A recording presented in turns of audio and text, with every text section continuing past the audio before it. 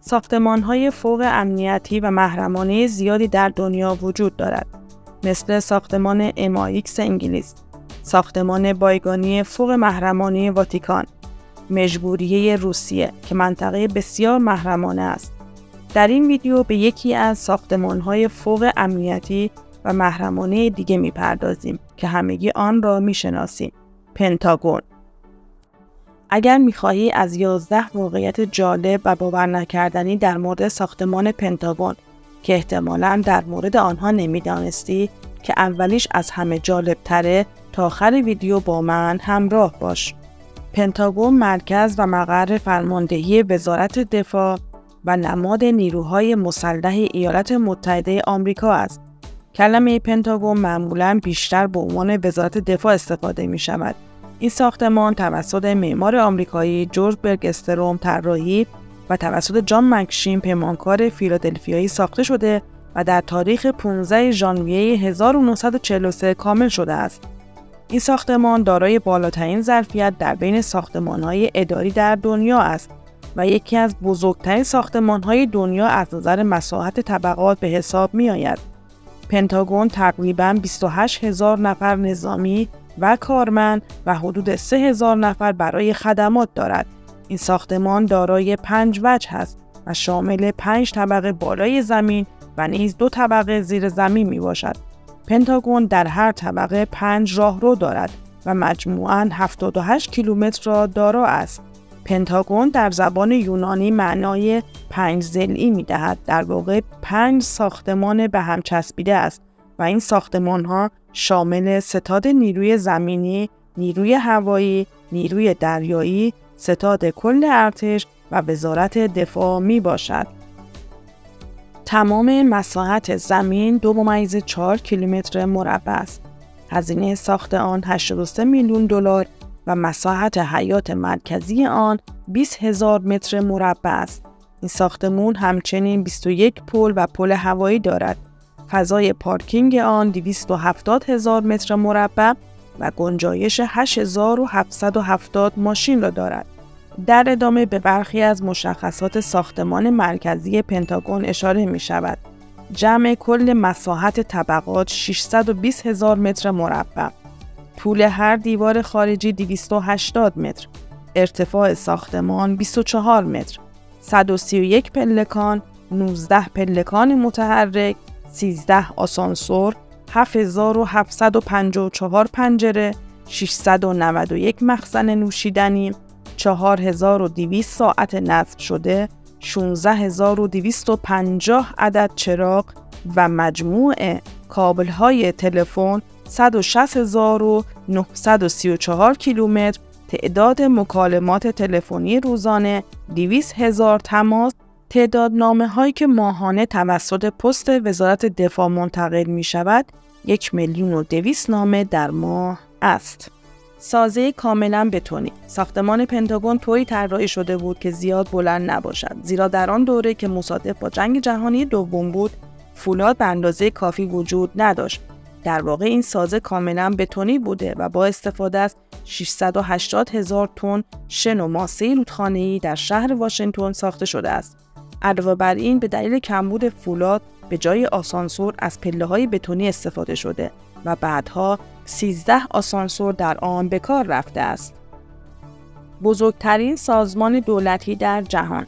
پنتاگون، وزارت دفاع ایالات متحده، بزرگترین سازمان اداری دولتی در جهان است که در سراسر کشور فعالیت داشته و بیش از 3 میلیون کارمند دارد که از آنها میتوان به 1,300,000 نفر کارمند فعال و 818,000 نفر نگهبان اشاره کرد.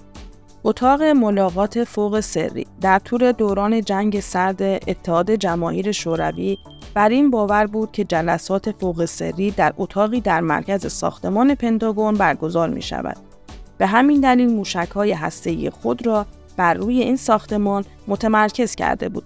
در وسط حیاط ساختمان پنتاگون یک دکه ساندویچ فروشی قرار داشت که معمولاً کارکنان وزارت دفاع ایالات متحده برای صرف نهار به آنجا مراجعه می‌کردند و به همین دلیل این دکه را کافه مرکز انفجار هسته‌ای نامگذاری کرده بودند. دلیل 5 ضلعی بودن. محلی که برای ساخت ساختمان پنتاگون اختصاص داده شده بود در واقع 5 ضلع داشت و معماران به دلیل وجود جاده‌های اطراف این زمین چاره‌ای جز ساختن آن به صورت 5 ضلعی نداشتند. سرویس‌های بهداشتی مجزا برای سیاه‌پوستان و سفیدپوستان. زمانی که ساختمان پنتاگون ساخته می‌شد، طراحی‌ها طوری صورت گرفته بود که برای سیاه‌پوستان و سفیدپوستان دستشویی‌های مجزایی ساخته شود، زیرا در آن زمان نژادپرستی در این کشور بیداد می‌کرد. در این سازه عظیم بیش از 284 دستشویی وجود دارد. اتاق‌های سر. در طول ساخت این ساختمان چندین اتاق نیز برای ناظران در نظر گرفته شده بود.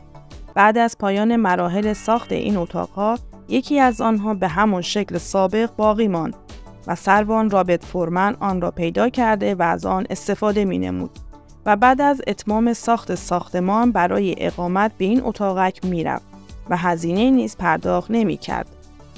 2 برابر بزرگتر از ساختمان امپایر استیت.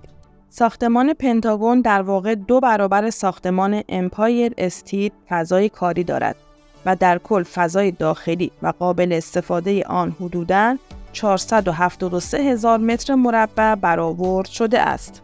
ناظر ساختمان پنتاگون سرگرد لزلی عملیات نظارت بر ساخت ساختمان پنتاگون را نیز مانند پروژه منهتن بر عهده داشت. او همان کسی است که عملیات موفقیت‌آمیز ساخت اولین بمب اتمی را هدایت می‌کرد. حادثه 11 سپتامبر. در 11 سپتامبر سال 2001 سومین هواپیمای ربوده شده خطوط هواپیمایی امریکن ایرلاینز پرواز شماره 77 به ضلع غربی ساختمان پنتاگون خورد که در جریان آن بیش از 189 نفر کشته شدند. هکر 15 ساله. یک هکر 15 ساله توانست کامپیوترهای ناسا را هک کند و به مدت 21 روز آنها را از کار بیاندازد. وی بعدها کامپیوترهای پنتاگون را نیز هک نمود. 60 سال قبل از حملات تروریستی 11 سپتامبر. عملیات ساخت ساختمان پنتاگون در 11 سپتامبر سال 1941 و درست 60 سال قبل از حملات 11 سپتامبر آغاز گردید و این یکی از موارد جالب در مورد ساختمان بزرگ پنتاگون است. وزارت دفاع آمریکا پنتاگون در اقتصاد این کشور حضور بسیار پررنگی دارد، به طوری که میتوان گفت پنتاگون رکن اصلی اقتصاد آمریکا است. در حال حاضر 15 شرکت بزرگ برای پنتاگون کار می‌کنند و هیچ کارشناسی نمی‌تواند نقش این نهاد نظامی را در آمریکا کتمان کند.